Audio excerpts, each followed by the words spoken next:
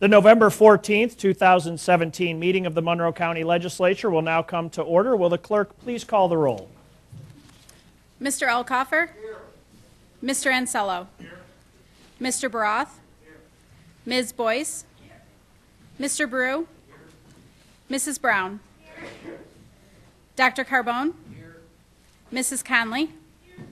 President Daniele? Here. Mr. Delahanty? Here. Mrs. DeFlorio? Mrs. Draw? Here. Mr. Felder? Here. Mr. Flagler Mitchell? Here. Ms. Harris? Mr. Hebert? Here. Mr. Howland is excused. Ms. Cayley? Here. Mr. Lightfoot? Here. Mr. Marionetti? Here. Mr. Michike? Mr. Morelli? Here. Mr. Moyo? Here. Mr. Rocco? Here. Mr. Shepard? Here. Ms. Taylor? Here. Mr. Terp? Here. Mr. Wilcox? Here. Mr. Zale? Here. Please remain seated. I'd like to introduce Pastor Alex True of the Victory Church, who has been invited this evening by Legislator John Howland. Would you please bow with me for a word of prayer?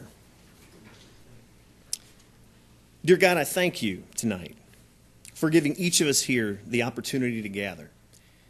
And Lord, I thank you for these men and women who have been chosen and elected to serve and to represent the people of Monroe County. And Lord, they bear great responsibility in making choices and decisions and in pursuing actions that will greatly affect the people of this region. And Lord, we know that you're no stranger to those kinds of things. Lord Jesus, we know that through your death, burial, and resurrection, you too bore great responsibility that has affected many lives. God, we know that when you shed your blood and died on the cross and then rose from the dead, you won a great victory over sin and provided us with the one and only way to forgiveness. And Lord, we know that if we're willing to turn to you and trust in you and follow you in faith, we will have eternal life. And so, Lord Jesus, with that in mind, we ask you tonight, Almighty God, to please bless these public servants and this meeting of the Monroe County Legislature. God, please give each of these men and women wisdom and discernment and a heartfelt concern for the people they represent and for that which is right and just and good. And God, we ask all of this in the precious name of the one true God and Savior, the Lord Jesus Christ. Amen. Amen. Pastor True?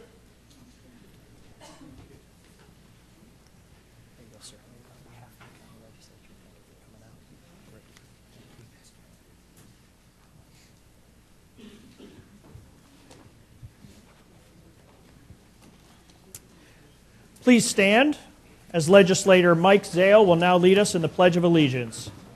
Legislator Zale.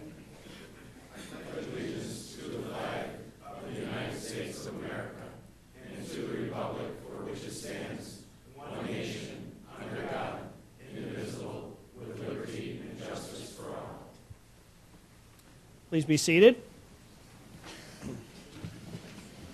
Your copy of the Journal of Day 11, October 10th, 2017 is available on your tablet, and without exception, the journal will stand approved as submitted. There is a hearing loop in place tonight to assist those who are hearing impaired. Anyone requiring assistance should inquire in the clerk's office. If you have a cellular phone, pager, or other electronic devices in your possession, I would request that you make it inaudible for the duration of the meeting. Thank you for your cooperation. Legislators, the referrals submitted to the legislature for the next committee cycle are available on your tablet as well as on our website. At this time, I'd like to welcome County Executive Cheryl Donalfo, who will address this legislative body on the Monroe County annual budget for the next year, 2018.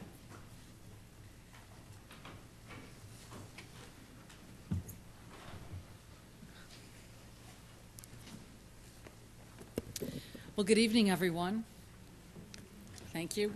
President Daniele, Majority Leader Marionetti, Minority Leader Cindy Kelly, honorable legislative members, members of my administration, department heads, and certainly and most importantly, members of the public, thank you for joining me tonight as I present my 2018 budget. Earlier today, I unveiled the 2018 budget at an ABVI Goodwill, and many of you were present. I certainly thank you for joining me there this morning, and for those who have returned this evening, a double thank you to you as well. You may be wondering why I decided to present my budget at ABVI Goodwill this morning. Well, here's why. Goodwill provides over 115 jobs to the blind or visually impaired. These are real, rewarding jobs in retail, food, service, manufacturing, and they provide opportunities for success right here at home in Monroe County. Goodwill also supports, importantly, children and families in our community by providing winter coats for city school children, relief for domestic violence victims, clothing for families devastated by fires and other disasters, and much more. On top of that, Goodwill works with almost 15 different local partners to provide on-the-job skill training in our community. So many of Goodwill's priorities align exactly with Monroe County's priorities. And there will be more opportunities for Monroe County and Goodwill to work together in the future, which I'll talk about in a few minutes. Tonight, I'm presenting to this honorable body my proposed Monroe County budget for 2018. My second budget since you placed your trust and confidence in me in 2015. The budget is a significant document. It's a $1.2 billion plan that will govern over a dozen different county departments and agencies in the upcoming year. Preparing an annual budget is one of the most significant responsibilities that I have as county executive.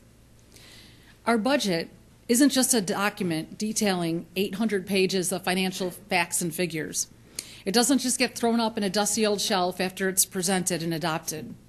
Our budget is a living, breathing document that has a direct impact on the over 750,000 residents who call Monroe County home every day. Our budget is a reflection of our community. It lives in our city, our towns, our villages. It lives in our neighborhoods and our streets and makes a difference in the lives of the people that we all serve. When I took the office as county executive, I pledged that I would take a good, long, hard look at every function of county government and make it work better. Today, I'm presenting a balanced, flat tax budget for 2018 that takes my good government pledge to the next level. From protecting taxpayers to promoting job growth, this budget is a blueprint that we can use to build an even better Monroe County in the upcoming year. For the second straight year, I'm honoring my commitment to protect local taxpayers by holding the property tax rate flat at $8.99 per $1,000 of assessed value. Everyone knows why tax stability is important. Taxes in New York State are just too darn high, and the stakes are high too. Tax stability is about jobs, jobs, and jobs. My flat tax promise is the key to building a better and more affordable Monroe County, one that gives employers confidence that this will remain a great place to grow jobs and invest in for many years to come. That's why building a better Monroe County starts with producing a balanced budget for 2018. And it's why I'm proud to say that this budget keeps the property tax rate flat, holds spending below the rate of inflation, cuts the structural deficit, and makes county government more efficient than ever before, all while providing increased opportunities for our families to grow, thrive, and succeed right here in Monroe County. To do all that, our 2018 budget effectively manages our limited resources by streamlining services, implementing operational efficiencies, and securing sustainable savings for taxpayers.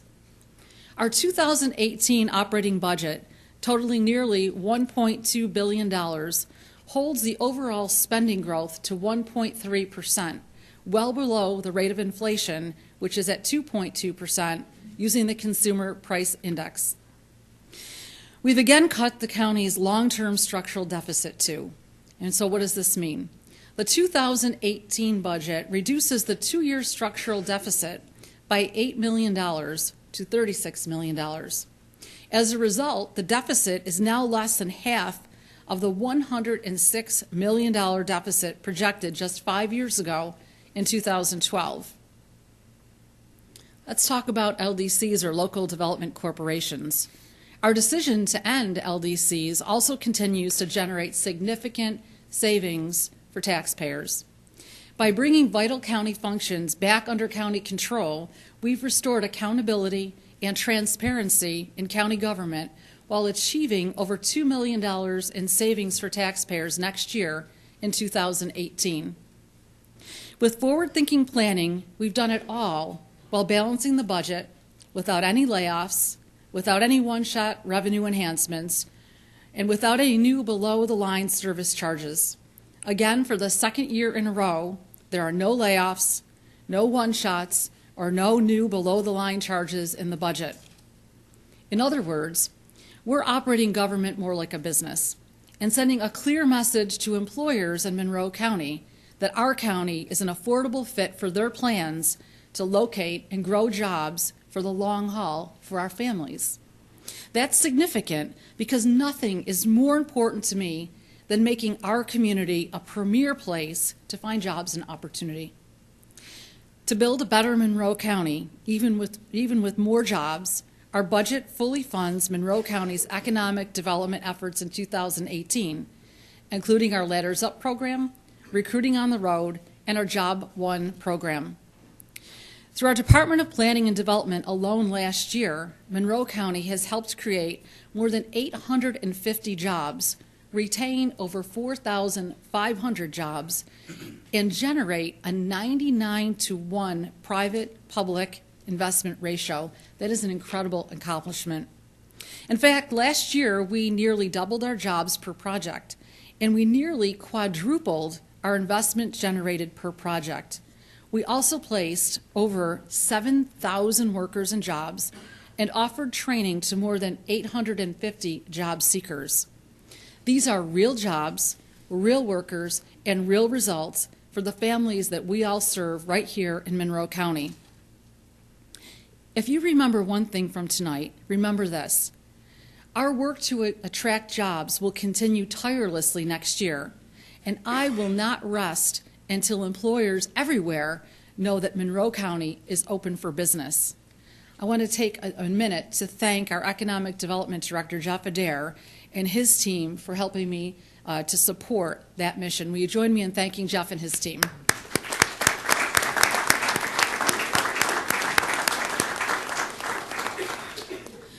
While this is a strong 2018 budget, we certainly face some challenges. Once again, the single largest portion of our budget is mandated spending. Mandates account for a massive 85% of the county's spending for 2018. With 85% of our budget mandated, that means the county will control only 15 cents of every dollar we spend next year. You know what, folks? Mandated spending is just another name for the cost that counties must cover when Albany passes the buck to the property taxpayers, hurting local jobs and local economies. That's why I'm again asking our legislature on both sides of the aisle to join me in advocating for New York State to deliver meaningful, true mandate reform as soon as possible. You know, here in Monroe County, we continue to do our part. We've long been recognized as a leader in shared services, and we again have led the way through our Shared Services Initiative this year, together with our towns and villages in the city of Rochester. I believe that the state must do the same. The state must take a good, long look at how it spends and rein it in. Well, how do we here in Monroe County build an even better Monroe County? It's going to take new ideas and new vision as well. Although this program is not specifically reflected in the 2018 budget, I'm so excited to preview a new partnership that we're pursuing next year with Goodwill of the Finger Lakes. This program is called the Excel Center. You might be asking, what is the Excel Center and why is Cheryl talking about it? The Excel Center is based on a national model, first launched in Indiana, and will involve an innovative public-private partnership between multiple local stakeholders. Monroe County intends to be a significant player in supporting the launch of the center. Let me tell you why. It's a new 5-year demonstration project offering tuition-free post-secondary education and job training for local adults who have either dropped out of school or those who need additional education and instruction to enter the job market. It will offer rigorous academic programming, adult mentoring, and customs skilled-based training for jobs. This model for adults without a high school degree is also evidence-based and proven to reduce unemployment, increase earning potential, and help break the generational cycle of poverty. The Excel Center is currently in development by Goodwill of the Finger Lakes, and I know that they intend to fully announce it in all the details soon. Monroe County, as I said, is fully on board as a partner in this exciting, innovative, transformational opportunity for adult learners to succeed. I think it's important for the residents of Monroe County to know that we will never stop working to build an even better Monroe County. And there's another new exciting program that I wanted to preview with you that's coming up in 2018. It's called Make Monroe Home. Through this program, Monroe County plans to help residents rehabilitate vacant zombie properties, returning these properties to active ownership, improve neighborhood home values, and will do it while partnering to provide hands-on, skilled job training to local workers. Affordable financing terms will be available to residents seeking to purchase or renovate zombie homes for the community's benefit. These homes often end up owned by the county after foreclosure. Rather than raze or destroy a property, why not make home ownership a reality? We will also offer the opportunity to provide on-the-job training for new trade workers, recruits, and apprentices during the home renovation process. Once again, our efforts to build a better Monroe County will be helping to support new jobs and opportunities for residents along the way. Make Monroe Home will be open primarily to first-time homebuyers. We hope to announce all full details by early 2018, and I'm sure that you'll agree. We can't wait for this to start. In addition, my 2018 budget continues my commitment to addressing the national heroin and opioid epidemic. In addition to the widespread damages that the crisis is doing on our streets, heroin and opioid overdoses are taxing toxicology reporting systems across the nation, not just in Monroe County, not just in the state of New York, but across the nation. Unfortunately, we've seen the national trend reflected in a surge of post-mortem cases handled by the Monroe County Medical Examiner's Office. Folks, we can't lose sight of what those cases represent. They represent our sons, our daughters, our brothers, our sisters, our mothers, our fathers, friends, and family members lost to addiction. The human toll of this epidemic is heartbreaking. That's why the 2018 county budget reflects funding to support the hiring of 2 additional toxicologists in the Office of the Medical Examiner. These positions are in addition to our fully funded toxicology department. The new toxicologists will go a long way to help offset growing caseloads and accelerate the completion of post-mortem toxicology reports. I think you'll agree that families have the right to know what happened to their loved one. I want to thank our medical examiner, Dr. Nadia Granger, and her team for helping to provide that closure and for the incredible, challenging work they do every day. Whether it's through offering free Narcan training or providing addiction awareness educational seminars in our local schools, Monroe County will continue to lead the response to the heroin and opioid crisis in 2018. My thanks as well to our Health Commissioner, Dr. Michael Mendoza, for his commitment to this cause, and I know that Dr. Mendoza is here. Will you please join me in thanking him for his steadfast support in this area?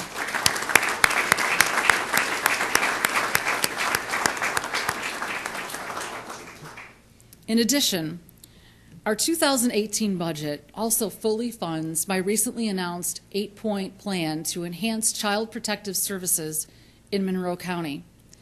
Our budget reflects funding for 30 new CPS caseworkers, bringing the staffing totals back above the 2010 levels.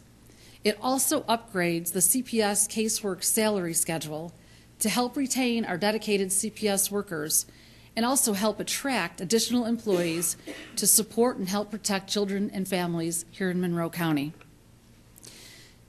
Through late 2017 and into early 2018, Monroe County will continue implementing all 8 points of our CPS plan. We've already made great headway and progress, and I want to thank again the Department of Human Services Commissioner Corinda Crossdale, who joins us here this evening, and her team as well for their diligent work in our community. Corinda, thank you for your good work, and your staff as well.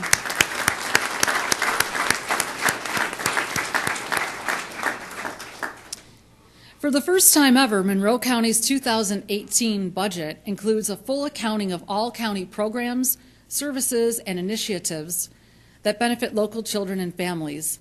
That's important because our support of children and families can act as a strong foundation to build a better Monroe County for years to come. In the coming year, Monroe County will invest over $500 million in services for local children and families, accounting for more than 40% of our annual operating budget. Isn't that incredible?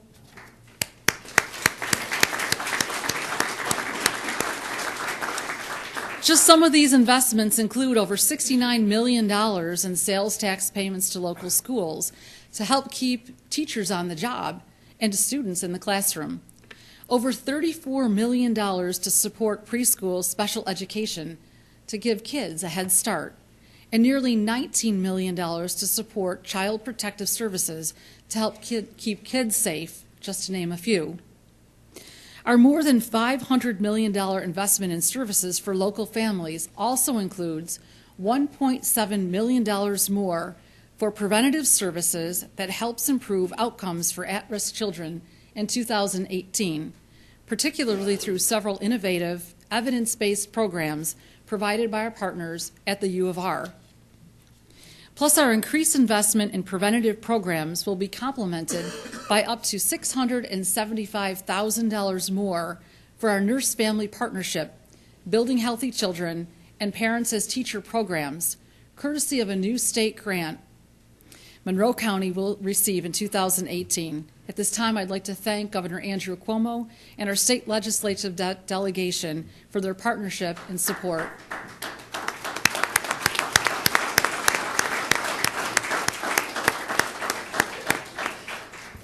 Joe, you could tell your father I said thank you.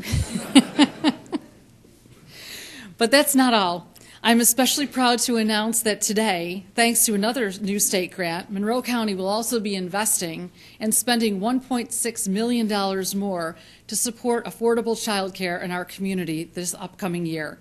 That brings our annual investment in local child care to over $45 million. Why does affordable child care matter? Well, our child care program is really a workforce development program because it offers so many parents the independence they need to transition from welfare to work.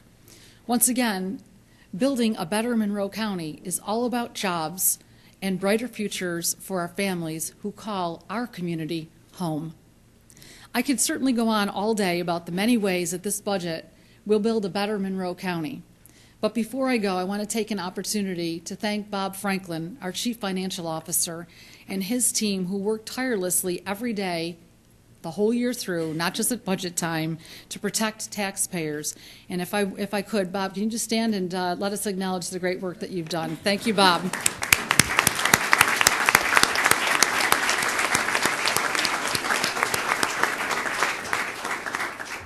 Members of this honorable body, members of the public, it is my pleasure to present to you a 2018 Monroe County budget that keeps property tax rate flat, holds spending below inflation, and fully funds the county's job programs, economic development, and quality of life services.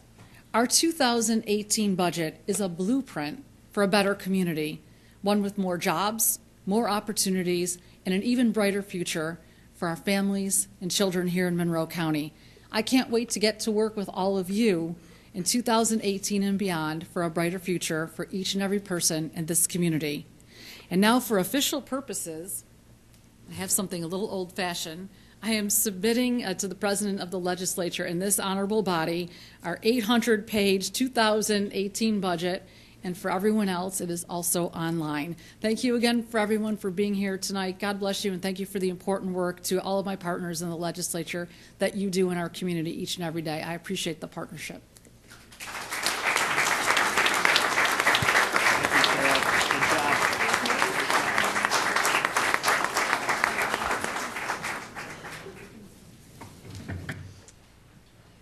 Thank you, County Executive D'Onofrio. At this time, I'm going to call for about a minute-and-a-half recess, so I would ask legislators to stay in your seat just so we can clear the way so we don't have public speakers tripping on TV. So just give us about a minute or two. Thank you.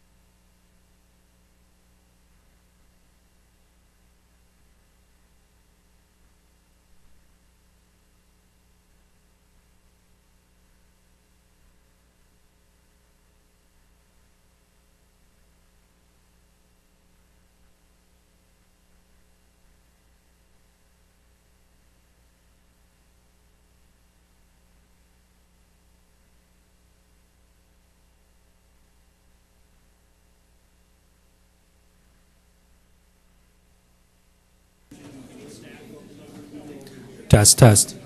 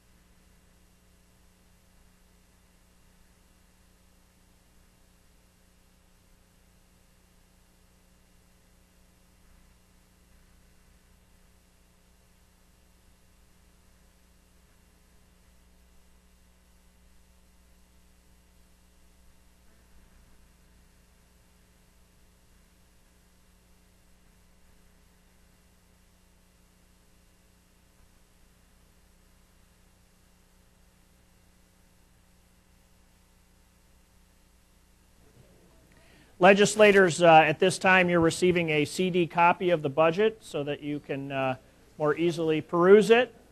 For the public, the budget is also available on the county website, and there's a link available at the Monroe County page of that website as well.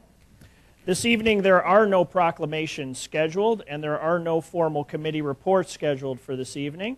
At this time we will hold a public forum. We have more than several speakers this evening, so I would ask everyone who is speaking to please keep your comments to right around that 2-minute mark as a courtesy to those who are going to follow you. At this time, Madam Clerk. If you require assistance, a deputy is available to assist you in approaching the lectern. I will call 3 people forward at one time. Each speaker will have 2 minutes in which to address the legislature, and kindly conclude your remarks when the timer sounds and exit through the back of the chambers. Thank you for your cooperation. Our first 3 speakers will be Yolanda Batista, David Attridge, and Joanne Sassa.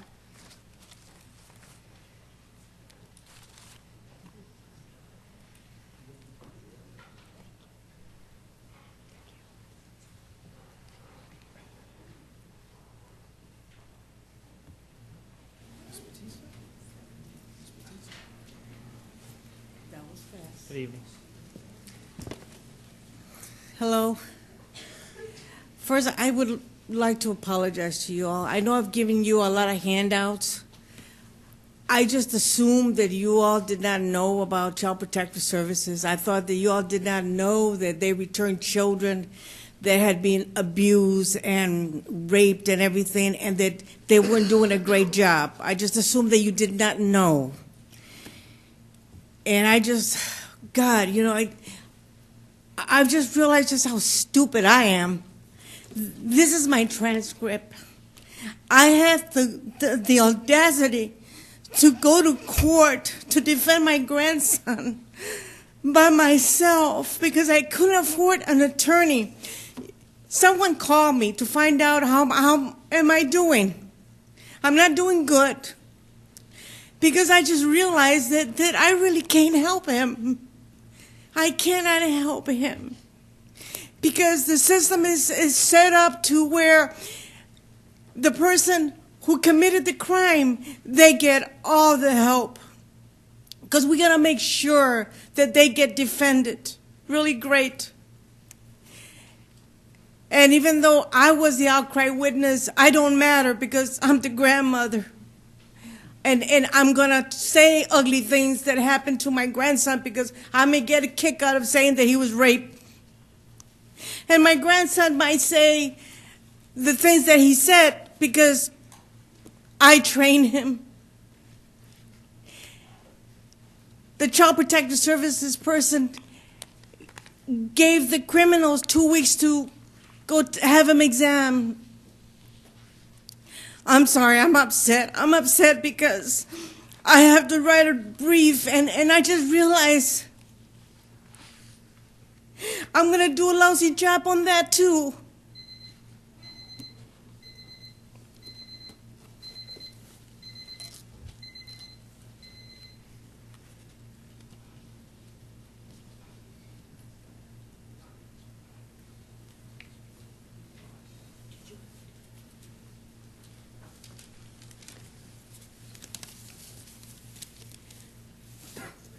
First of all, thank you to the men and women in this chamber who serve with integrity and talent. Because our county and region suffer economically from companies downsizing and a growing underclass, I ask your help in dissolving the disconnect between these problems and the damage done to our county by the parochial-minded people favored by our weak county executive. I've mentioned Jeff Adair before. Instead of working to improve the business climate for all businesses, Adair preserves the status quo of picking winners and losers. He allows the likes of Bob Morgan, for example, to suck on the nipples of Comida every 2 or 3 months. I ask you to reevaluate Adair's brother, Scott, who, along with Fiesel, Brooks, and DeLouse at the Transportation Center, substitute repetitive studies for the drastic changes needed in our 1950s-style transportation system. I ask you also to replace Billy Napier, a career obstructionist who ingratiates himself to the weak county executive like some cheap handler. These entrenched handlers, along with Bill, let's trash I-Square Rylick, and Tom, let's trash the judiciary system, Cook. They stick around like wads of gum on the bottom of our shoes. In spite of the political risk that you would take, I ask you all, on both sides of the aisle, to collectively and individually right these wrongs, and I thank you all for your service.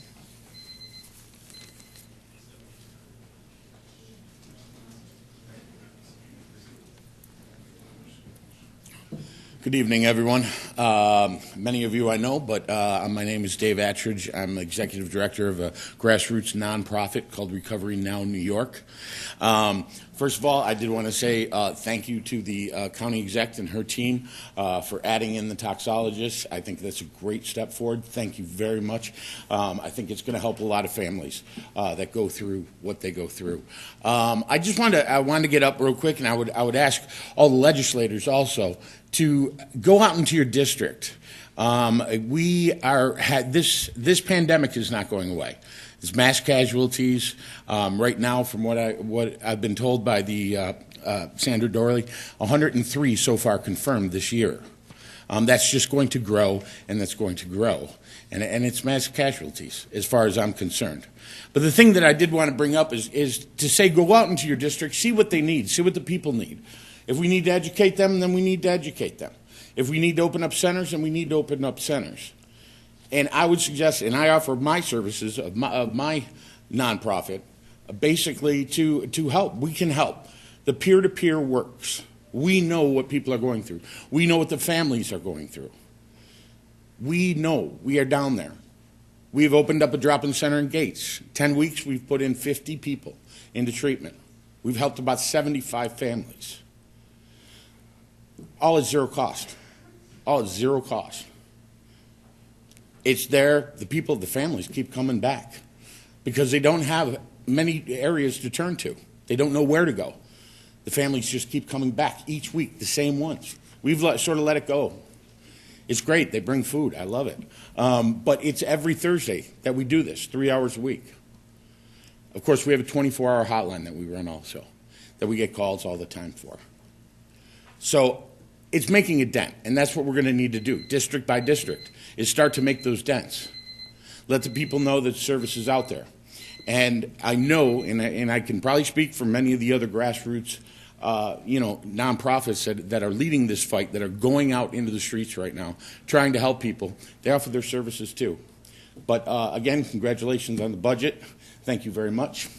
Have a great evening. Our next three speakers are Hank Shaw, Doug Moffitt, and Robert Kehoe.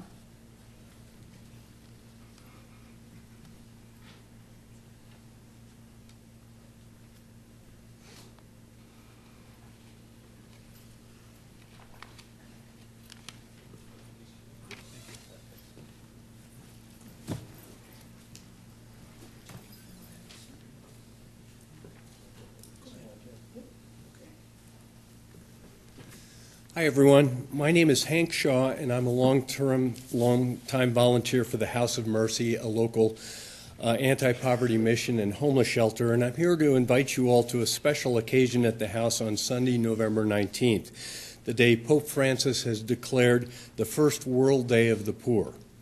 It's the first time in human history, really, that a special day has been set aside around the world to recognize the importance, human worth, and the needs of the poor. And one of Pope Francis's goals was to encourage everyone and every institution to do more to help people who suffer from poverty and homelessness and to meet them face to face, person to person. Working with St. Joseph's House of Hospitality, we've arranged a week-long series of events leading up to this day, including a winter coat drive to collect warm clothing for poor men, women, and children.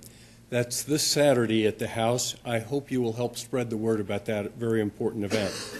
On Sunday the 19th, we're inviting people from the community, including everyone in this room, to join us for a special communal meal starting at 1:30 that will be prepared by poor people from the House of Mercy. We're also honoring Beatrice Leonard, one of the many poor people who volunteer at the House. Over a 20-year time frame, she has cooked 50,000 meals for the homeless and hungry in this community. It's incredible. We hope you will join us for this meal because it's an opportunity for you to meet people face to face, meet people who suffer from poverty and recognize that despite their desperate circumstances, they're not statistics. They're human beings just like you and me. Since all of you share in the responsibility for taking care of the poor and homeless, this simple act of breaking bread with us could give you a valuable new perspective on the huge problem of human suffering we face in a community with some of the highest poverty rates in the country. Please help us commemorate the first World Day of the Poor. We hope to see you at the house at 285 Ormond Street this Sunday. Thank you.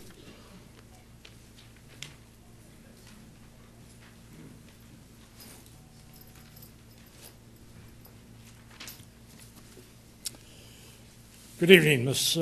Donalfo, Judge Van Strydick, Mr. Napier, President Daniele, honorable members of the legislature, ladies and gentlemen.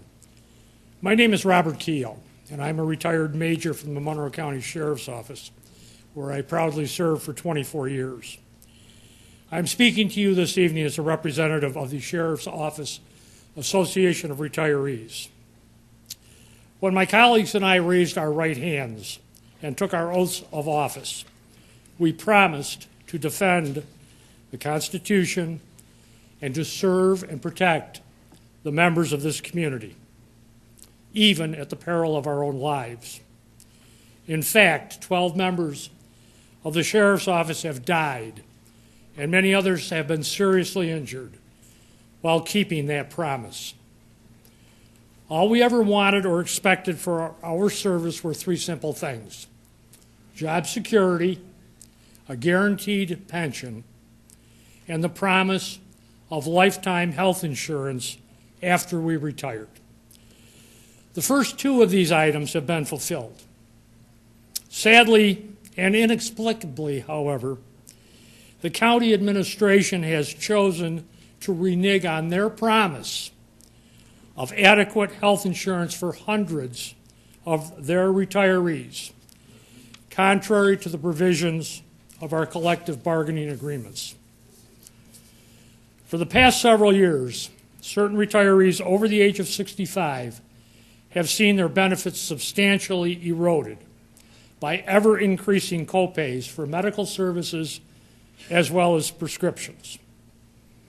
I am not exaggerating when I tell you that there are retirees who have to choose between food and medicine because of these exorbitant copays. I submit to you that this is not only wrong, it is immoral. Numerous efforts to engage the county administration in meaningful discussions concerning this matter have proven fruitless.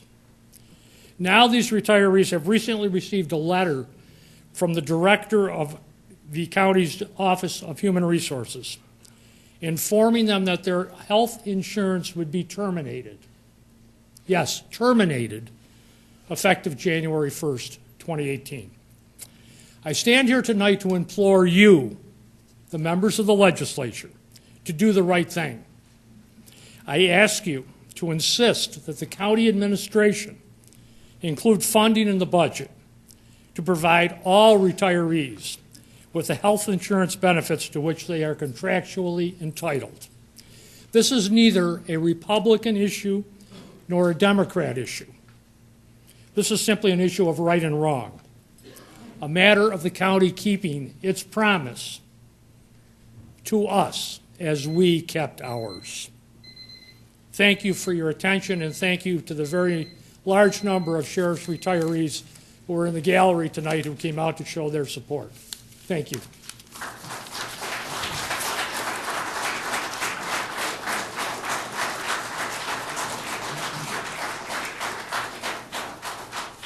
Good evening, County Executive, Deputy County Executive, and ladies and gentlemen of the legislature. My name is Douglas Moffett. I retired from the Monroe County Sheriff's Office in 2001.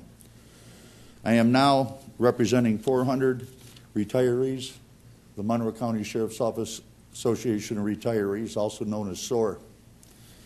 Since 2010, our legally negotiated contractual medical benefits have been taken away piece by piece.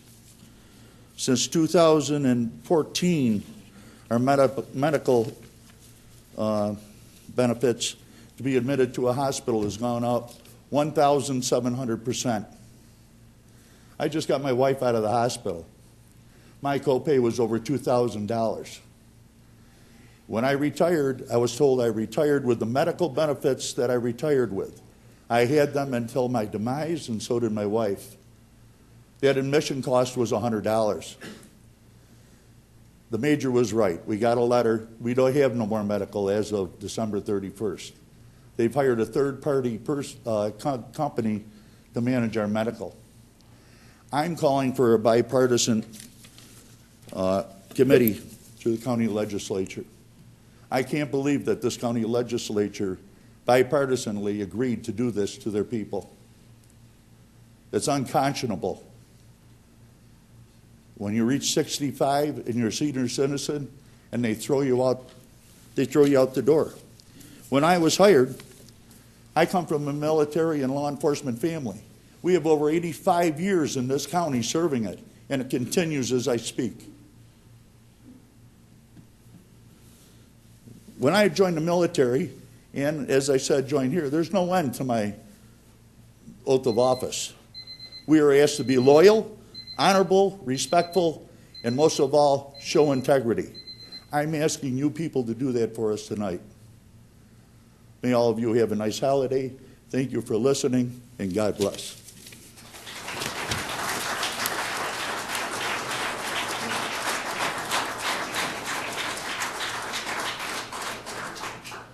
Our next three speakers are Marvin Meach, Ed Ramsberger, and Jim Vogel.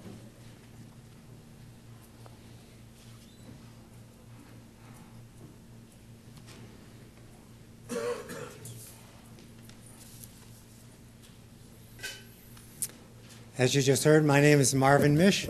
I'm representing Rochester Acts, a faith-based community organization in Rochester. In August and September of this year, we went door to door in 2 legislative districts to speak with voters about the importance of funding child care for working low-income families. We asked voters to sign a letter which first thanked the legislature for its increase in child care funding last year. Thank you. Secondly, we pointed out how quality child care is a win for the child, is a win for the parents who can now work with their focus on their work, not worrying about what's happening to their children at home or in shoddy daycare. And it's also a win for the employer who knows that their workers can focus on their work without too much of distraction about child care.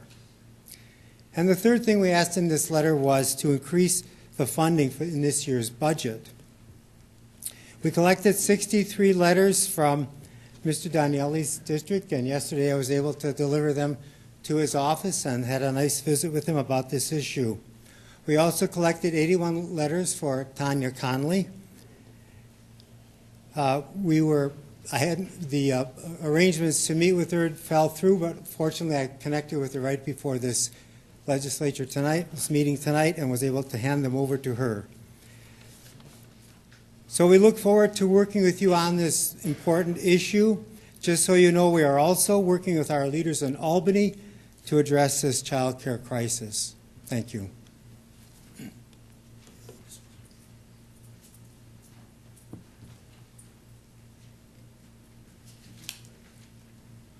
Good evening. I don't need a microphone. Madam County Executive, members of the legislature, ladies and gentlemen.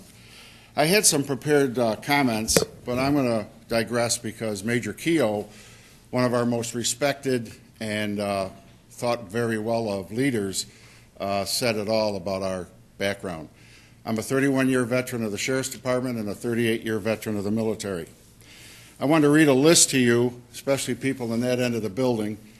Corporal Kathleen Crawford died from injuries in the jail sustained when she was breaking up a fight. Sergeant Pete Rotolo, also. Sergeant Whitey Skelton died from being hit by a drunk driver. Deputy Frank Dombrowski died in an automobile crash pursuing a theft suspect. Deputy Harold Knitter died in a heart attack while working the penitentiary. Undersheriff George Conway killed in a head-on crash down in the Southern Tier coming back from a police conference, and his wife. Deputy John Polano squeezed off the road by an watching driver, if you will, killed on his motorcycle, 1957. Bill Marshall, 1946, killed in an automobile crash going to an emergency call in Scottsville. Deputy Sheriff Frank Sova, 1931, shot in the head while apprehending a burglary suspect in Brighton.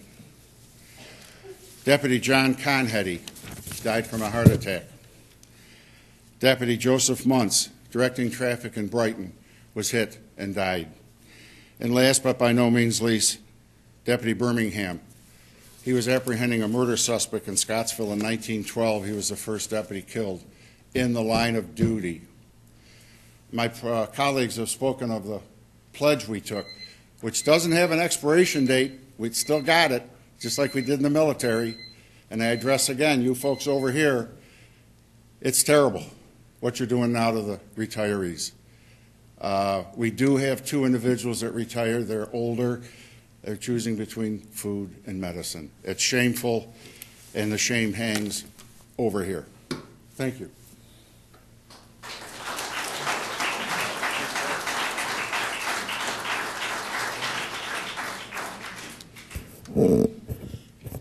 Good evening. I'm Jim Vogel. I'm a member of the House of Mercy Board, and I'm here tonight not to ask for money or increased benefits or anything.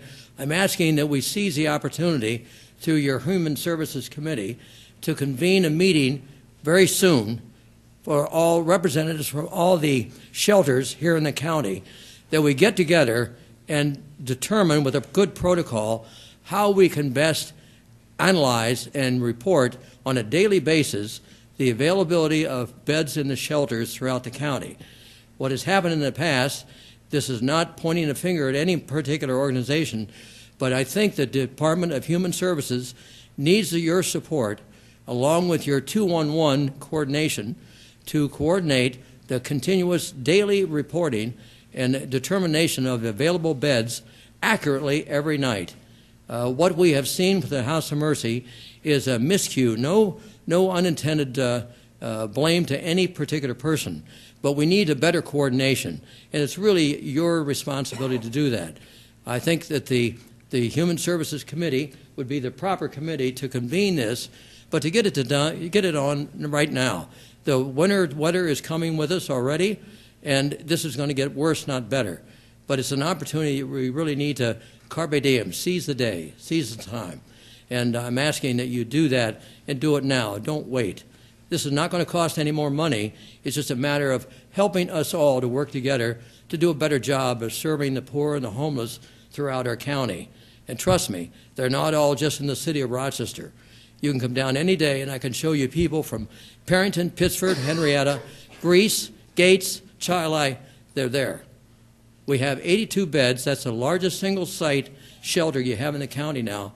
But the third night that we opened that new shelter in March, we went from 82 beds availability to a demand case of 149 men and women showed up that were homeless and had no place to stay. And it was just a matter of coordinating with all the shelters as to where the available beds were.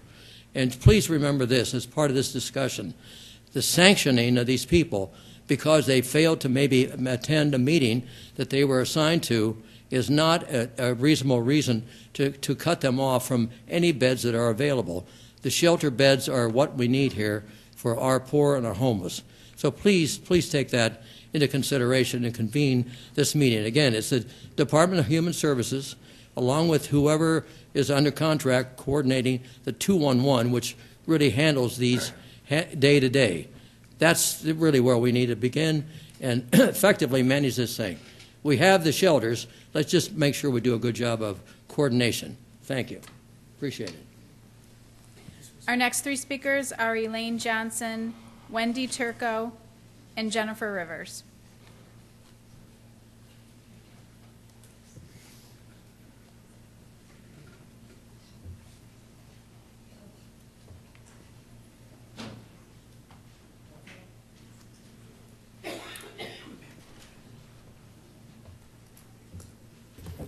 I apologize, but Elaine had to leave, and I worked with her on the Children's Committee and the Interfaith Collaborative. I'm Sue Daly, And I just want to say that we thank Ms. Donalfo for the work that's been done and everything as far as the monies that are coming to help our children in our community, but there's a whole lot more that needs to be done.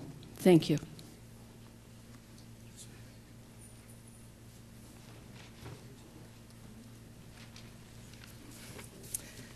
Hello again. I spoke a couple months ago regarding probation, and I'd like to do the same. Let's talk public safety. Safety for the communities and your constituents. I just would like to take a couple minutes to talk about one of the many details we provide to your constituents. Our Halloween detail for our sex offenders. This year, we did home visits on 119 sex offenders in the community. And by the community, I mean every side of this county, whether it's Hamlin, Irondequoit, Greece, Hilton. Sex offenders are everywhere. We were out there at night making sure these offenders were not enticing children on Children's Day, pretty much. We did 119 home visits. We had 112 positive contacts. Now, 119 is only a small portion of the sex offenders we at probation supervise. The last number I knew was probably close to 400 sex offenders in this community. We had 100 of those that were fully compliant.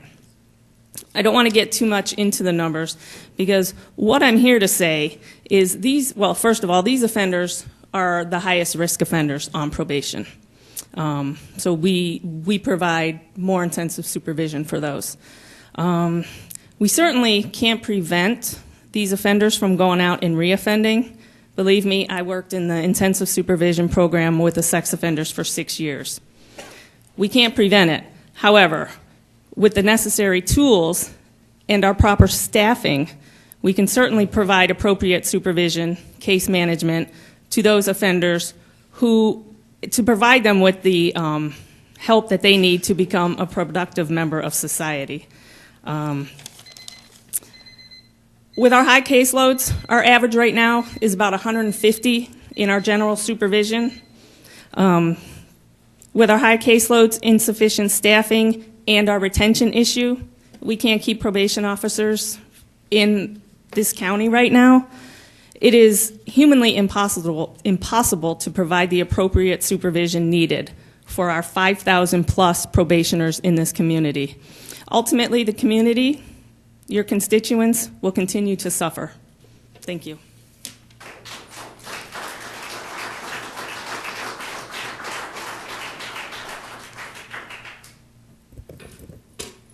Hello, my name is Jennifer Rivers, and I've been a probation officer for almost 9 years.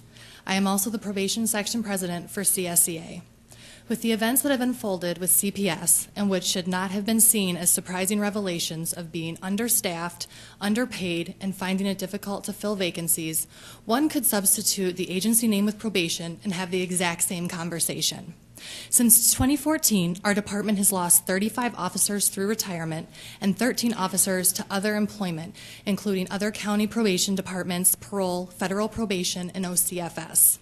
During that time, we have been approved to fill only a fraction of those vacancies and have lost positions in the budget. Since 2014, our caseloads have increased by almost 20%, making the average general supervision caseload 150 cases per officer, and that was after we hired over 15 new trainees. Monroe County is only one of 7 counties that has a 40-hour work week, and yet despite being paid for an additional 5 hours each week, we still make less than almost every other county in the state.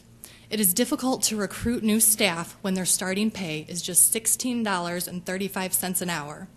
To put that in perspective, a single parent with 2 children starting out as a trainee is ineligible for food stamps by only $96.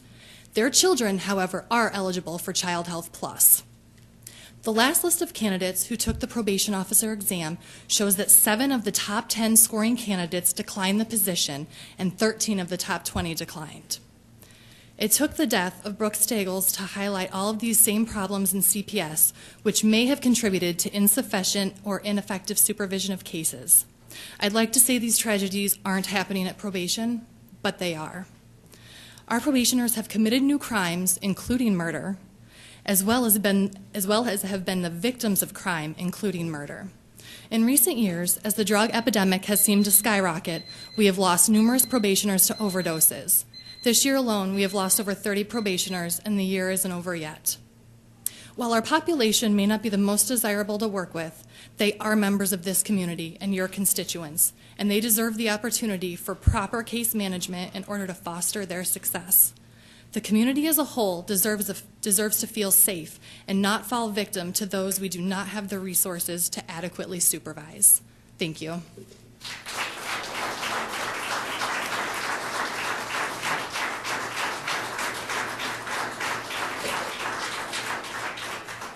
Our next three speakers are Karen Kimbler, Bill Hampson, and David Topa.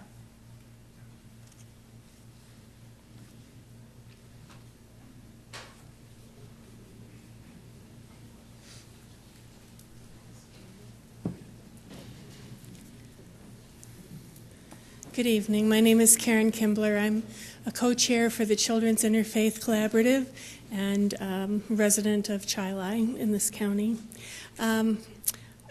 We've spoken a lot tonight, or heard a lot tonight, about vulnerable people in our county. Children are probably the most vulnerable people we have. They not only are vulnerable to their families and the community around them, but they have no control over that. They have no choice in what happens to them. So supporting them in the budget that has been proposed by County Executive Donalfo is a great joy to us. We are very grateful for it. And we'd like to thank her and all that have worked with her for it. I'd also like to make mention of the great work that's been done to bring children's issues to the forefront through the legislature and through the community by the Children's Agenda, which is a nonprofit organization. We're very grateful for all the work that they do to bring these issues forward.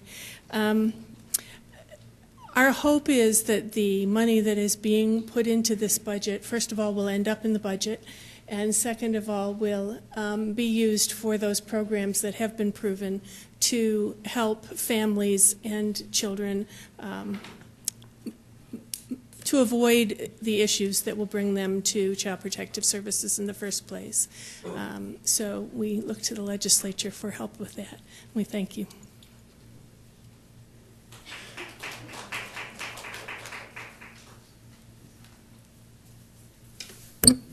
Good evening, Cheryl, legislators.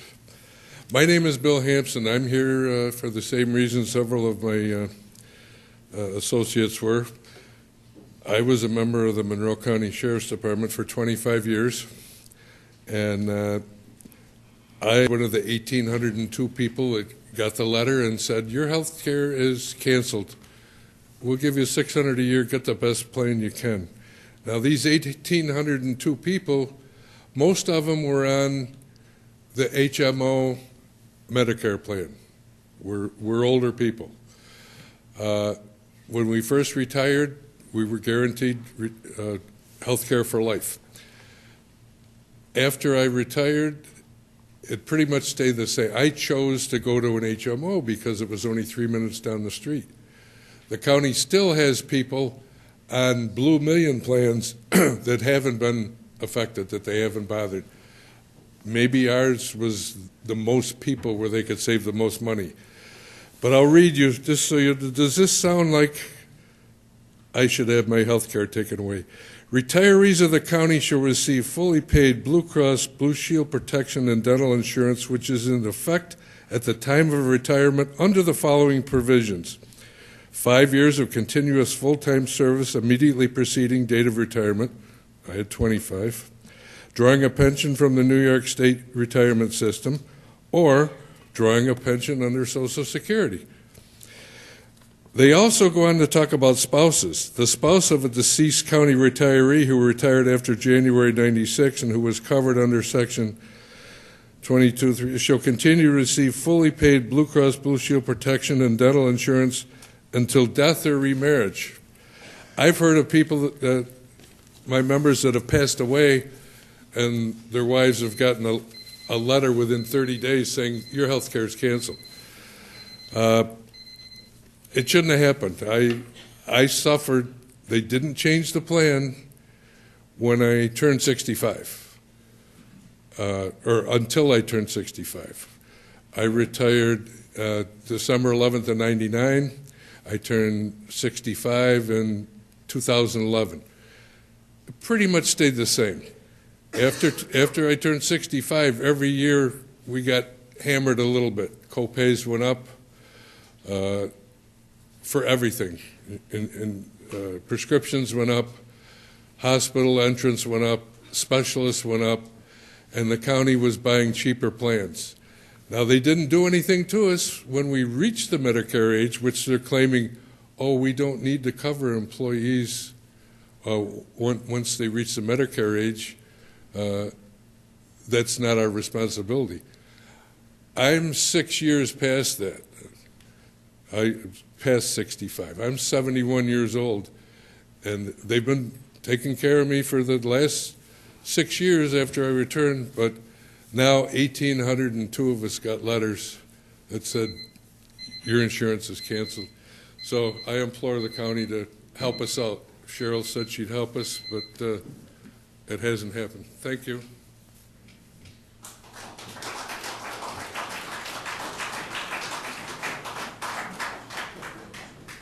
Good evening. My name is Dave Topa. I'm a pediatrician and partner at Pittsford Pediatric Associates in the village of Pittsford. They say a budget reflects the priorities of a community. And for the first time since I've arrived in Rochester, in 2001, this is the very first time I can remember feeling like the well-being of the community's most vulnerable children has been a priority to this body. Particularly in the proposed budget by County Executive Cheryl D'Onofrio, we definitely appreciate your ears and listening to us. It's your choice to increase funding for preventive services is the evidence-based choice. It is the financially responsible choice, seeing how these programs oftentimes have a return of investment of greater than $5 for every dollar spent. And you have done the morally correct thing.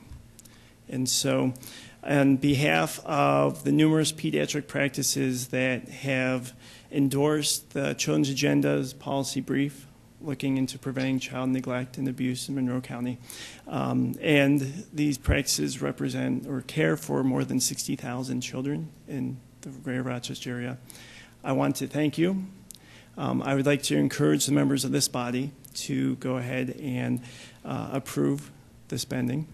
I just wanted to express my own thanks as well. I really hope that this signals a transition from what I have oftentimes interpreted to be an adversarial relationship with county government to being one of a true partnership between those of us who advocate for children and those of you who actually fund the services.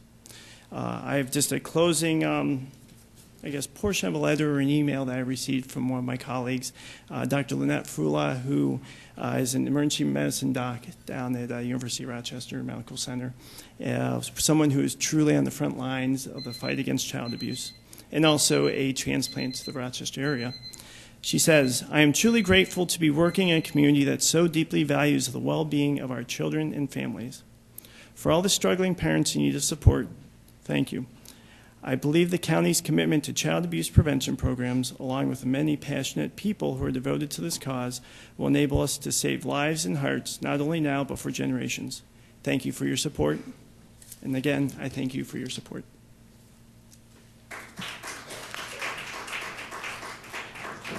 Our last two speakers are Lisa Earn and Bridget Hurley.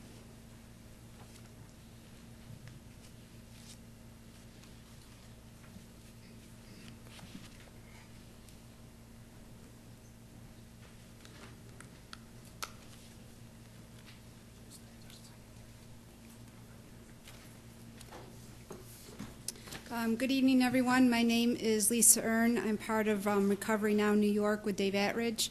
And the reason I'm here today is to kind of piggyback to Madam Executive speech in reference to part of the budget being the opioid epidemic that we're facing.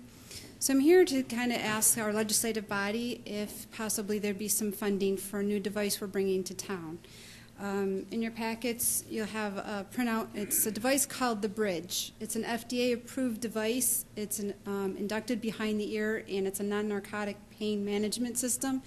And as of this week, hopefully, we're going to be able to get this starting to be covered through insurance and Medicare, or Medicaid, excuse me. And until then, though, we're looking to bring some devices to town. The cost for the device is $595. It's a small device. It does need to be inducted through through a doctor, an RN, or a PA, but it's as little as this. And what this does is I'm not sure how many of you have anyone in your near circle of loved ones that is suffers from substance abuse disorder. But the issue with that is they have a hard time going through withdrawal. The pain is severe, and that's what causes them to want to continue to use. What the Bridge does is it helps them get through this 5 days. It takes away the pain and helps them get through the withdrawal process, and then they can go on to a medically assisted treatment such as Vivitrol. And I'm not sure how much you know about Vivitrol, but Vivitrol is an antagonist medicine that's given as a shot every 28 days.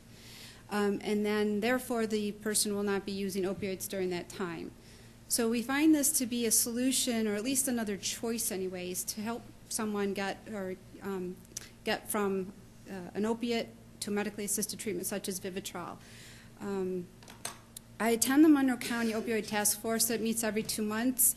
We've brought it to their attention as of last Friday. So we have some interested parties there, but again, we're kind of asking also too if maybe there would be some funds from the county, again, to purchase some of these and help the opioid addicted community. And just one more thing, I'm just sorry. And hopefully, as you know, we were here last month asking for some more detox beds. We find that this also might be an alternative and help people get quicker treatment if they can't get into a bed, and also maybe remain in their families and so forth. So thank you all for your time.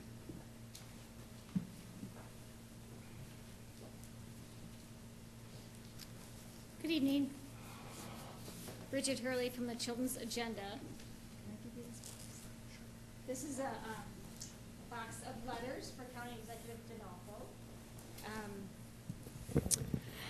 The box has over 1,100 letters in it, signed by members of faith communities from throughout the county, from 50 different congregations.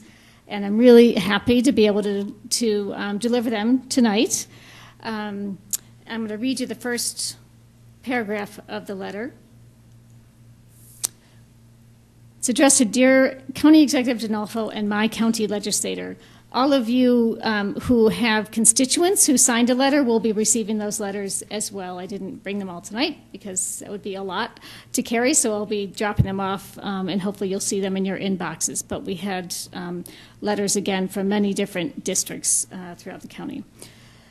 As a Monroe County resident and voter, I thank County Executive DeNolfo for taking important and meaningful steps forward in addressing the crisis of our community's rising reports of child abuse and neglect.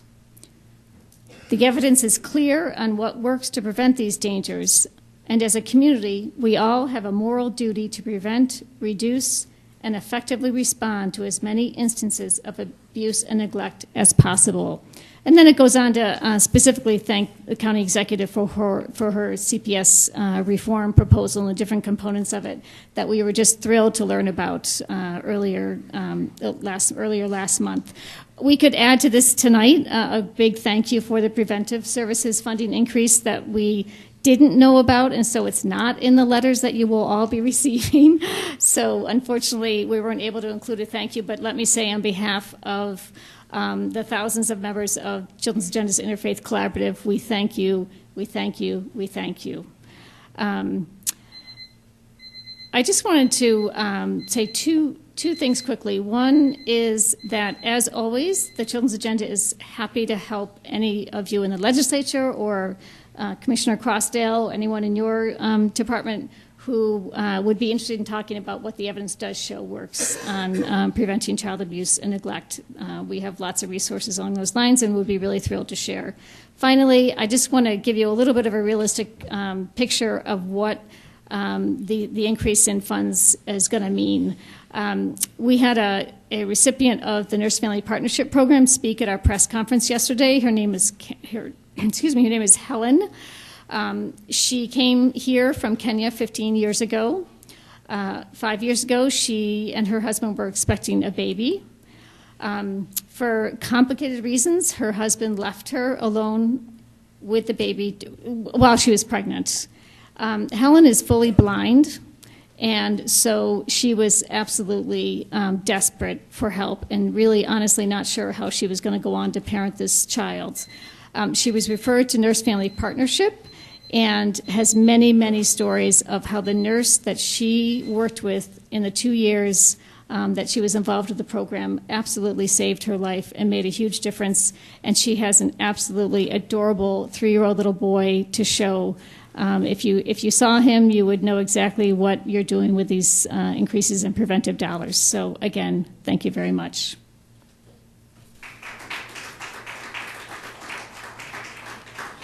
This concludes the public forum.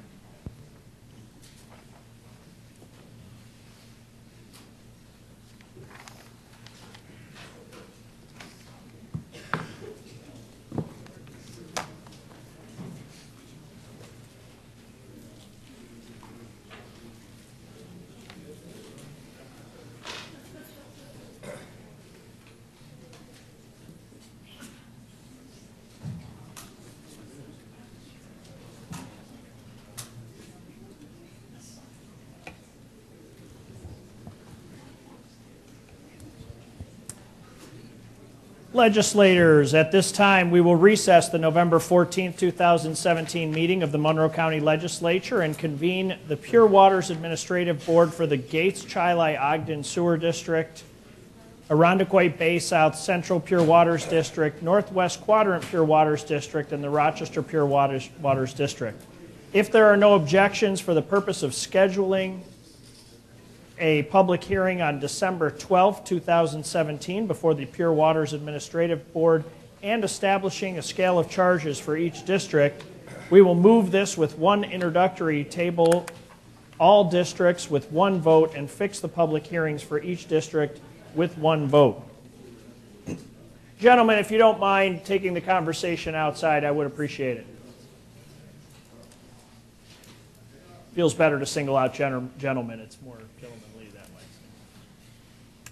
The clerk will see to it that individual motion and resolution numbers are assigned to each. Madam Clerk, please note the attendance and read the first item on the agenda. PWAB agenda item numbers 1, 4, 7, and 10, referral 17-0290. Moved by Legislator Boyce, seconded by Legislator Draw. This is for introductory purposes only. Next item. PWAB agenda item numbers 2, 5, 8, and 11, referral 17-0290. Moved by Legislator Boyce, seconded by Legislator Draw. This is a motion to table. All in favor signify by saying aye. Aye. Any opposed? Item is tabled. Next item. PWAB agenda item numbers 3, 6, 9, and 12, referral 17-0290. Moved by Legislator Boyce, seconded by Legislator Draw. This is to set the public hearings. Is there any discussion? There being none, all those in favor signify by saying aye. Aye. Any opposed? Items carry. We will now recess the Gates, Chili, Ogden Sewer District, Irondequoit Bay South Central Pure Waters District, Northwest Quadrant Pure Waters District, and the Rochester Pure Waters District, and adjourn this Pure Waters Administrative Board. The November 14th meeting of the Monroe County Legislature is now reconvened. We will now proceed with the consideration of motions, resolutions, and notices. Without objection, and just to take a quick section, make sure we're all on the same page, I'd like to take agenda items number 11 through 19 out of the regular agenda order. So we're going to start on item number 11. Give you a second to find that on your tablet. And we're going to go through items 19 and then go back to 1. So, Madam Clerk, the first item, number 11. Item number 11, referral 17-0289. Moved by legislator Draw, seconded by legislator Hebert. This is for introductory purposes only. Next item. Item number 12, referral 17-0289. Moved by legislator Draw, seconded by legislator Hebert. This is a motion to table. All in favor signify by saying aye. Aye. Any opposed? Item carries. Next item. Item number 13, referral 17-0289. Moved by legislator Draw, seconded by legislator Hebert. This is to set the public hearing. Any discussion? There being none, all those in favor signify by saying aye. Aye. Any opposed? Item carries. Next item. Item number 14, referral 17-0291. Moved by legislator Boyce, seconded by legislator Draw. This is for introductory purposes only. Next item. Item number 15, referral 17-0291. Moved by legislator Boyce, seconded by legislator Draw. This is a motion to table. All in favor signify by saying aye. Aye. Any opposed? Item carries. Next item. Item number 16, referral 17-0291. Moved by legislator Boyce, seconded by legislator Draw. This is to set the public hearing. Is there any discussion? Being none, all those in favor signify by saying aye. Aye. Any opposed? Item carries. Next item. Item number 17, referral 17-0343. Moved by legislator Draw, seconded by legislator Hebert. This is for introductory purposes only. Next item. Item number 18, referral 17-0343. Moved by legislator Draw, seconded by legislator Hebert.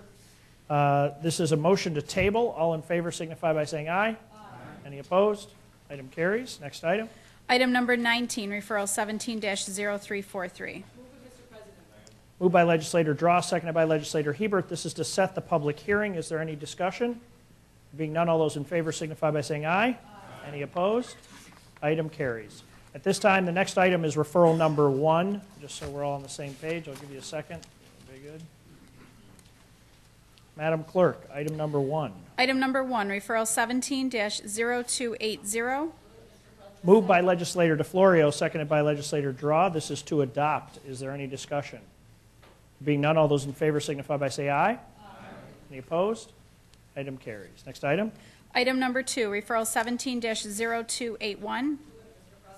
Moved by legislator DeFlorio, seconded by legislator Draw. This is to adopt. Is there any discussion? Being none, all those in favor signify by saying aye. Aye. Any opposed? Item carries. Next item. Item number 3, referral 17-0282. Moved by legislator Michike, seconded by legislator Draw. This is to adopt. Is there any discussion? Being none, all those in favor signify by saying aye. Aye. Any opposed? Item carries. Next item. Item number 4, referral 17-0283. Moved by legislator Michike, seconded by legislator Draw. This is to adopt. Is there any discussion? There being none, all those in favor signify by saying aye. Aye. Any opposed? Item carries. Next item. Item number 5, referral 17-0284. Moved by legislator Michike, seconded by legislator Draw. This is to adopt. Is there any discussion? There being none, all those in favor signify by saying aye. Aye. Any opposed? Item carries. Next item. Item number 6, referral 17-0285. Moved by legislator Michike, seconded by legislator Draw. This is to adopt. Is there any discussion? Being none, all those in favor signify by saying aye. Aye. Any opposed? Item carries. Next item. Item number 7, referral 17-0286. Moved by legislator Zale, seconded by legislators Michike and Draw. This is to adopt. Is there any discussion? There being none, all those in favor signify by saying aye. Aye. Any opposed? Item carries. Next item. Item number 8, referral 17-0287. Moved by legislator Zale, seconded by legislator Michike. This is to adopt. Is there any discussion? There being none, all those in favor signify by saying aye. Aye.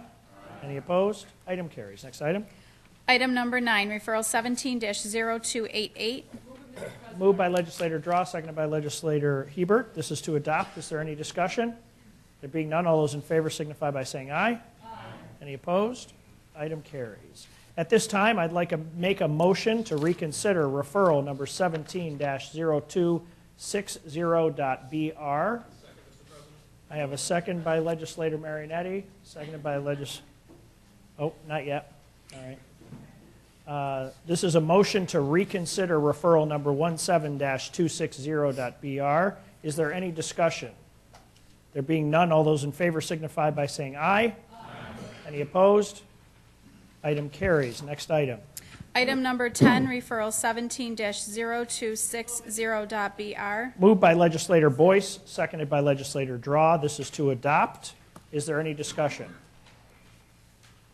All those in favor signify by saying aye. Aye. Any opposed? Item carries. There being no unfinished business, Legislator Marinetti. Thank you, Mr. President. We stand adjourned until 6 p.m. Tuesday, December 12th, 2017.